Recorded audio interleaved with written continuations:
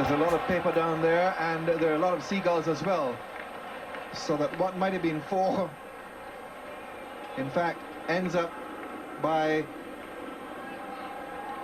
creaming a sorry seagull at the present time. Yes, that really did thump into the Seagull. It was on its way to the boundary.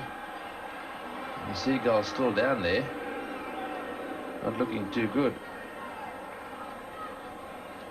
Well, we've had a couple of injuries in this game. We've seen the physiotherapists come out quite often. No one's coming out to the poor Seagull.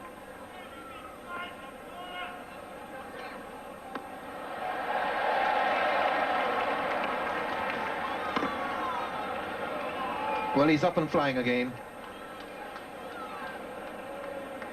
He's got a rather acute limp, and he's a bit groggy and concussed.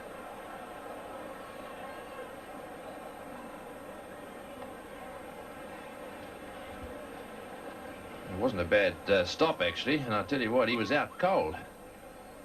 Legs in the air it was, and then all of a sudden,